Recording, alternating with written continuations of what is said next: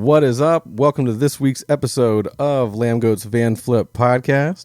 Today I'm joined by Santeri. I fucking messed it up. Santeri? Yeah, that's perfect. It's not perfect, but I appreciate you telling me it is. It's Santeri. Santeri. Keyboardist, longtime keyboardist for the Finnish progressive death doom metal, overall heavy metal band, Amorphis. Welcome to the show. How are you doing today? Thank you very much. Well, I'm very excited because now we are starting to do the interviews about the new album Borderland for Amorphis. And so far it's been pretty silent. We had a couple of pre-listenings when the journalists listen to the album, but they don't actually say anything. They just leave the house and then you have to wait 2 months how they thought about it or how they think about it. But and I haven't really played the album to any of my friends or anything. I've just been in a silence. And now it's a little bit starting that people start to hear the album. And trickle it out, yeah, obviously in September it will go to everybody's ears. But some feedback we've got. And so it's kind of excitement is raising, but still it's very low. Yeah, no, I mean, you've only had the 2 singles come out. Most recently, I think Bones was the latest single, and then Light and Shadow. As someone who's heard both of them, they're great. So I know that not a lot of people have told you that, or press people have told you that, but they're definitely great. I kind of been getting into this whole,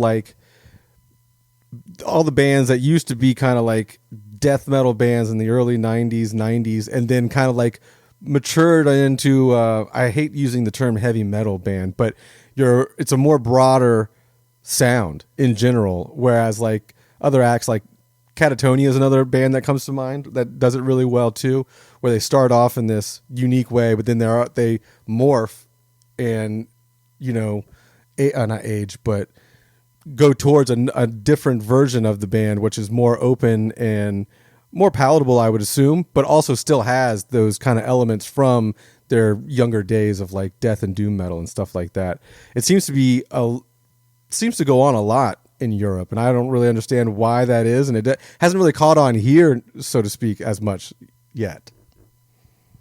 Well, I think it has something to do with the age, and also the fact that in the 90s, it wasn't so cool to make albums which sound basically pretty much the same all the time and keep the style of the music very similar.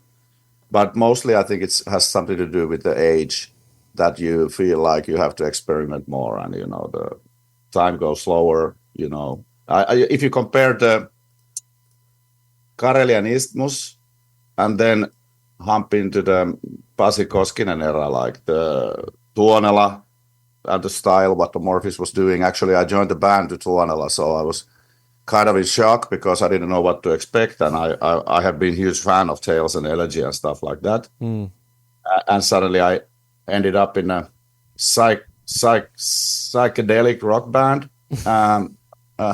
Really, only death metal was in the shows when we had to play the old school songs. And then after that, Tommy Joutsen came along and Pasi was kicked out. And then we a little bit decided to go back to the metal. So there's a lot of diversity. And you mentioned a couple of bands who also had a transition from the death metal to the more broader heavy metal. But I think Amorphis is one extreme examples of this because we have the very early days. Even the change in Elegy and Tales and Elegy times was really drastic, but then the whole band started to make a kind of like a space rock. And after that, we went to the melodic heavy metal with some melodic death metal bits here and there. And then we started to go back to the heavier performance again. So there's a lot to do. And it's kind of a funny history, but I blame the age. When you get older, you don't have that extreme desire to constantly change the music style. And you a little bit understand that it's pretty dangerous just to hump into a certain territory, and just you just don't care when you are young. That's what the guys been telling me, that they just needed to experiment, and they didn't give a fuck, and they didn't really understand that there is actually a fan base who really likes that what kind of music what you've been doing. But then you transform very quickly when you are in the 20s. Yeah, of course we could do it now too, like well, we've done some acoustic tours, and which goes to the like a concert venues and experimented in that way, but we try to keep the musical style somehow under control. You never know what happens when you take a new producer, like with we took Jens Bokren, he started to immediately take it to the more proggy direction and more metal direction than we had it before. And well, that era is kind of over now with the new Borderland album, because I think, at least from my humble opinion, I think we went a little bit, we didn't redo any of the previous 2-3 albums or made a continuation for the previous one. I think we took a strong move towards strong melodies and catchier songs, and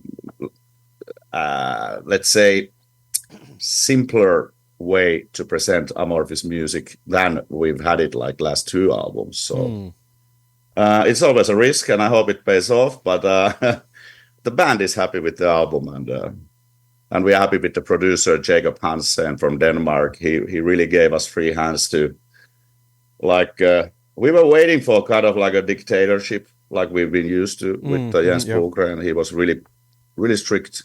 Every note was under his control. But Jacob said immediately when we started to push him to make some decisions, and, like he said, like, he kind of said, like, guys, I'm not going to make the music for you. You have to make the music, and I just control the whole thing. So that's why it sounds more organic, and it feels like more like a band album, because he really he forced us to go back to the times with the Eclipse and Skyforger and Silent Waters when we self-produced all the albums. So exciting times, as I said. The new album is something totally new, something fresh. There's a lot of old Amorphis elements, but they are presented a little bit differently, and I hope it's a nice surprise for our fans and audience.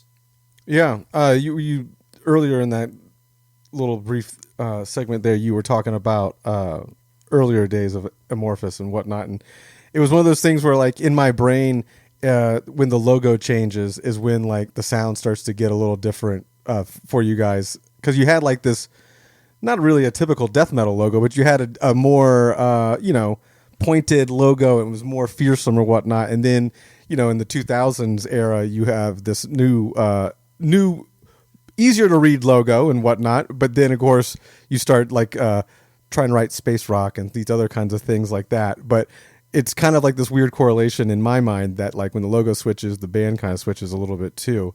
But speaking of all the switching and all the experimentation in the last, I don't know, decades worth of Amorphis records, what elements have you guys kept along and put into Borderlands? Like, is there any space rock, vibe in Borderlands on some of the tracks, or is it kind of like certain parts of the band just kind of like die when that era of the band dies?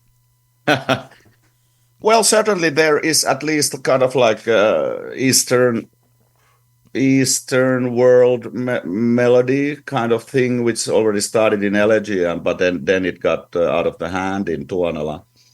And also some experiments with ethnical instruments, but I wouldn't say folky anymore, because I think we dropped the folkiness pretty much totally already in the Halo.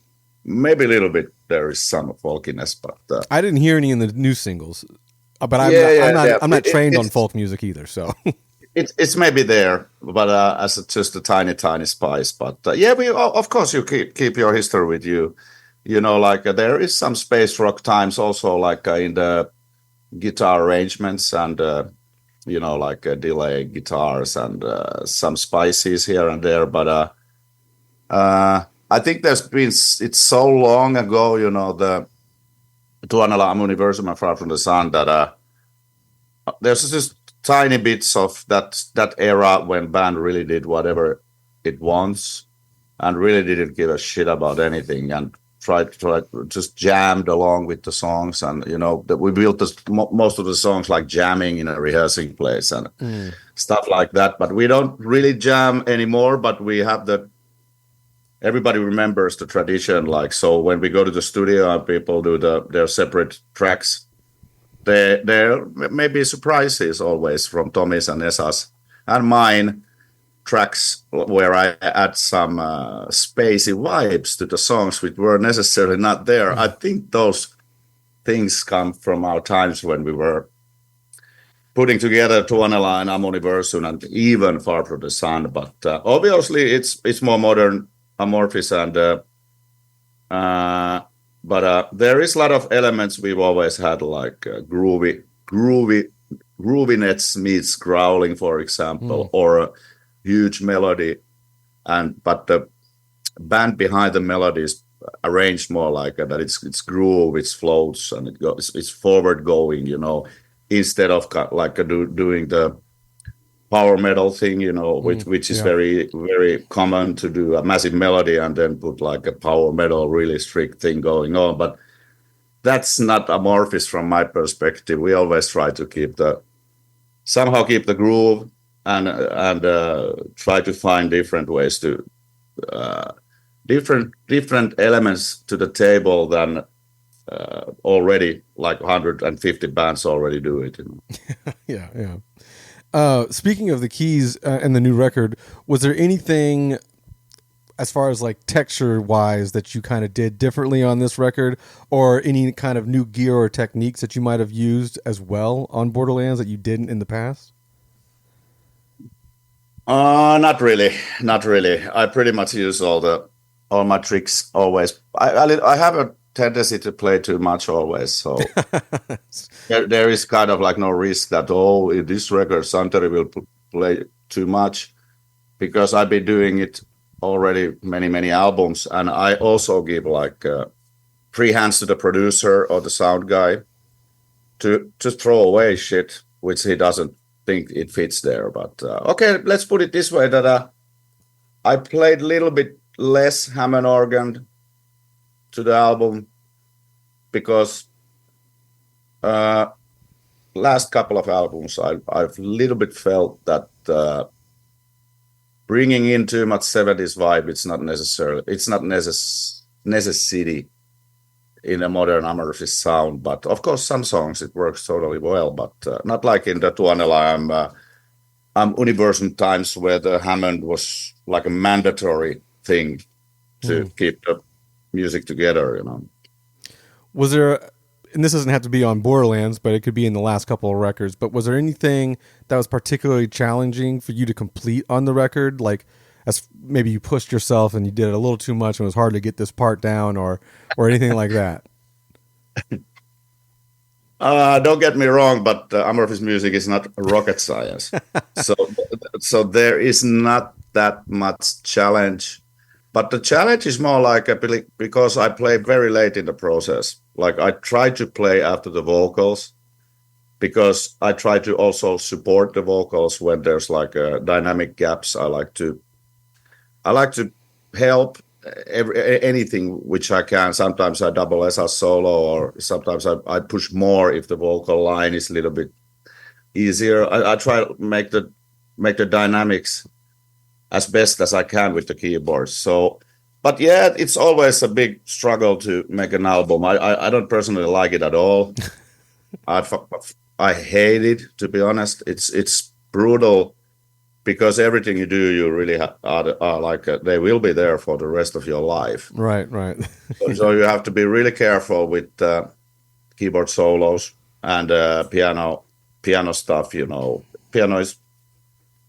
Piano is a little bit hard to fit into this kind of music. So I always I leave it to the last day almost last day when I have the deadline, and then I start to push it in, and I don't enjoy it at all. It's very stressful and stuff. But basically, I have my routines. I've been doing the albums like this for decades. Yeah. I play church organs.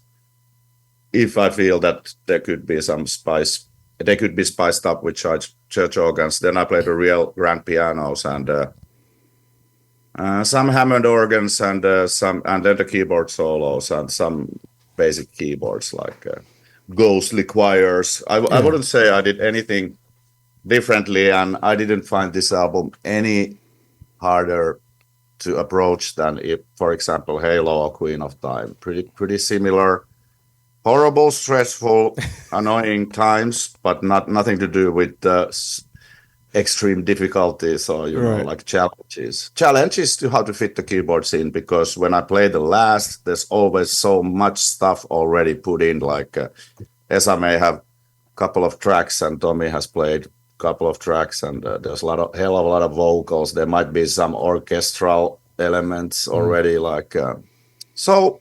Challenge is to fit myself in, like in a bus which is full of people. Yeah.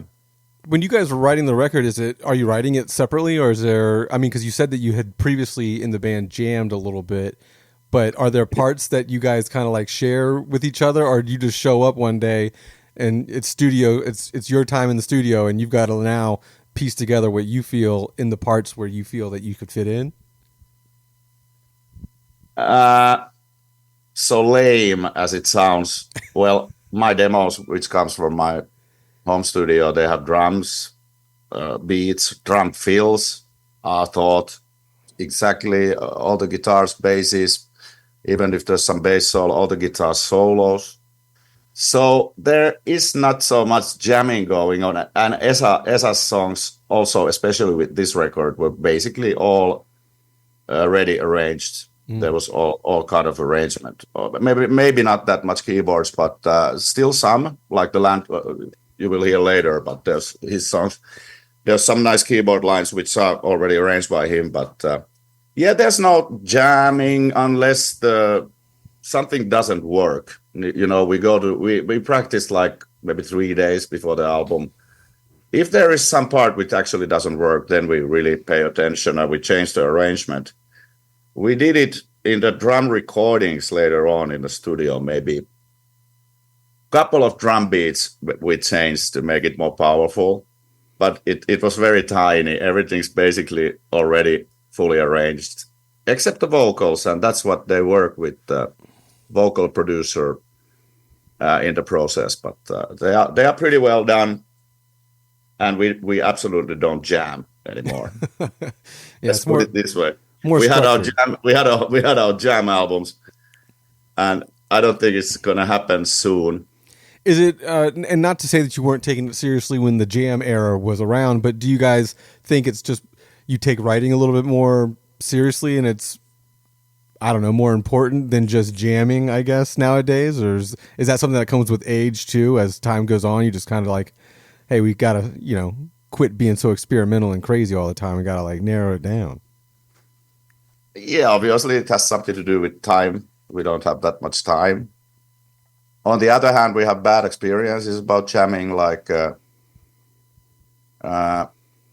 your first idea after some huge week of jamming, it actually got worse. That's one thing which kind of feels, and we are pretty professional composers in this style of music, so you don't want that your original vision gets fucked up by 5 guys jamming, because the music is not based on that anymore. Absolutely, we could do like a jamming album, but maybe then we would have to change our methods of how to start composing, because and I don't think nobody ever smokes weed, so the jamming there's no any help for the jamming. But yeah, the problem with the jamming is always like most of the times 1 or 2 guys anyway makes all the decisions and brings in all the interesting stuff. especially the guys who has the vision.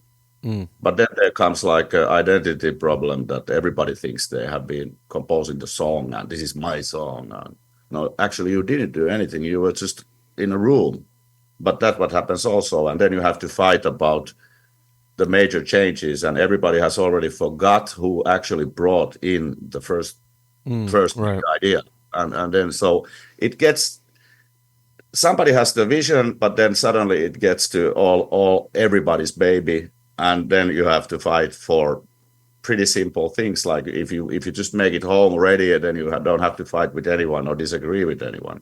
Yeah, there's a lot of problems like that. And also obviously we have, it's our 15th album. We have noticed that the songs turn out to be stronger and better without so many inputs as you can think. There's 6 guys in the band and everybody likes different kind of music. Yeah. We don't have like a clear mutual understanding like how the music should sound, because some guys listen like a stoner rock, some guys listen like a psychedelic rock, somebody listens extreme heavy metal, some guy listen AOR. I'm not going to drop you any names, but you can guess. And some people like more commercial stuff. Some people say no to commercialism and only likes underground stuff. If you put that all together and start jamming, I think it's an endless disagreement and nobody's happy. It's a compromise. So in this process, we can all agree that somebody brought the vision, and it was as well done as we can as a band at this state of the time, instead of fucking it up. And the producer will take care of the good sound. It's that simple, but I'm sure we could do the jamming album. We are excellent musicians. We have long history to play together. We know everybody's strong points and weak points. So it would be very interesting to some point maybe actually go and jam. Interesting. Yeah, I'm sure the fans would like to hear at least what that would sound like, or some of the sessions. Maybe not. Well, listen. I'm Universum and Fraud of the Sun. There you go. Yeah.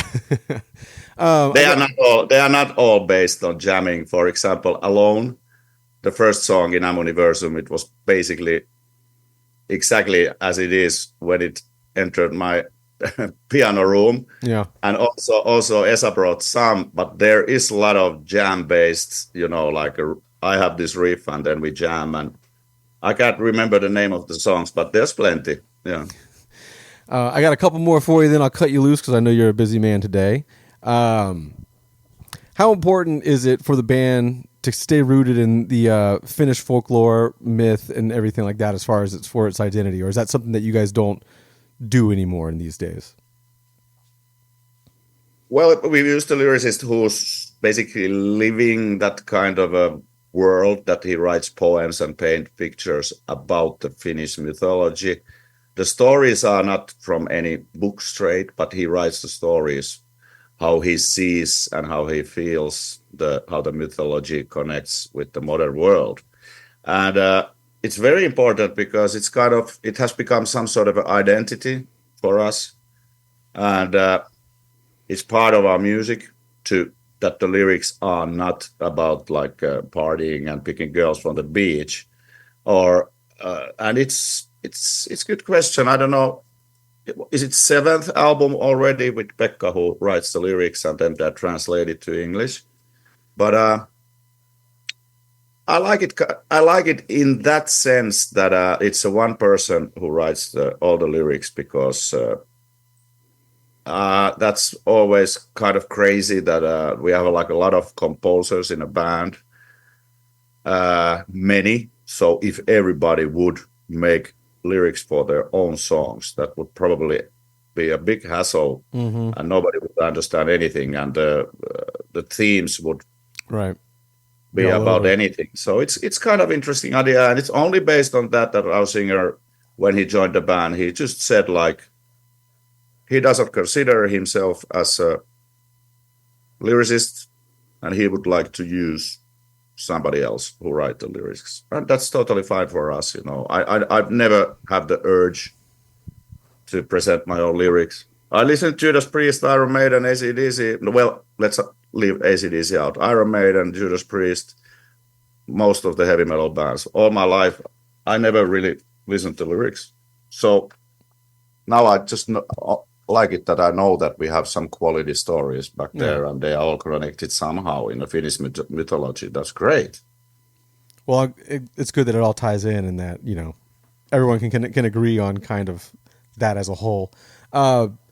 Last question here, I guess, before I cut you loose. How have your goals and the band's goals changed over the years for the band? My goals. Well, I don't think they have changed in any way. I only think that the circumstances are better and we have better resources. But I think we've toured the world now 25 years at least. Yeah. And everybody in a band has basically total freedom of expression. We don't really talk about the music we do. We don't really make any restrictions or anything. And we don't really intervene to anybody's how they play the songs or how they perform. So we have like a total freedom of making music and freedom of expression in any level you can have in a band. So, and it's always been like that. So my goals haven't changed anywhere. My goals are to stay healthy and keep this going till I die, basically. Mm. Is there anything that you guys haven't done yet that you want to do, even though you've already spent? I mean, the band's been longer than 25 years, but you've been in the band for about 25, 26 years now. So is there anything else that you want to kind of like box you need to check before you? It would be nice to play a show in an airplane. Yeah. No, that's a joke. I can't think of anything because I think we played everywhere. We have decent crowds. We are able to do this. We are still friends, and we have like many more albums to come and many more tours to come. So I can't think of anything that we just released Amorphis Whiskey. Mm. So I think that was the final now. I can't think of anything that we should do. Well, Pink Floyd kind of live at Pompeii kind of thing would be nice to make sort of a classic, legendary outdoor live performance. A lot of bands have been doing that lately too. A lot of bands have been. I noticed. I'm a little bit jealous because we should have done it already 10 years ago. But you guys are lucky over there too, because you guys have so many sites that work so well. Like you have so many like things that are over 1,000 years old. I mean, America doesn't necessarily have that per se. We don't have that kind of like those structures around. But god dang, like the Colosseum and everything like that. Yeah, we did. There's a famous castle in Finland. It's not that old, but it's unbelievably beautiful. We played one show there like 10 years ago with the acoustic part. We had some saxophone player and some special instruments. And inside the castle, that was kind of one of the things. Everybody was blown away in the band and hopefully the audience. That was very similar to the outdoor, but we've done almost all the fancy things, but obviously there will be more, and we just need to a little bit think about it and just make it happen. We are pretty busy now. We have to tour with the new album next 2 years. Mm-hmm. There's most likely there's no time to do anything special, but then when the touring period goes down, there's always kind of like we try to brainstorm something funny and interesting with the management and stuff. But what about because you were saying you're going to be focusing on the Amorphis touring for Borderlands in the next year or two. Symmetry Skyline, where does that kind of play in that time frame, or does it just hit like a back burner type thing, or how do you plan to juggle that? I don't know. Time will tell. But we have families. Everybody has families and kids and stuff. So except me, but there's certain limitation. Amorphis is not touring 365 days in a year. Absolutely not. We normally do like 100 shows per year. There's plenty of time, let me tell you. Yeah, because we need to have the time off with the families, and we are not that young that we can tour all the time. And we already did it 15 years with 10 years ago. That I think we have a good base for that. We can a little bit laid back and do a couple of tours a year and festival season, and that's about it. Yeah. All right. Well, I know you got to, I think we're running a little over. I got to go, man. Yeah, so I'll cut you loose here real quick. Borderland out September 26th on Raining Phoenix Music. You have Light and Shadow and Bones are the 2 singles out right now. Will there be a 3rd or 4th single before the album's out? Yeah, 8th of August, Dancing Shadow. Cool. So more coming out. Video and singles. So pretty soon, 1 week. Awesome. Well, Santeri, thank you very much for being on the podcast. Best of luck with everything coming up with the band. And good luck with Borderlands and the touring for the next 2 years. Thank you. Enjoy the day. Bye-bye.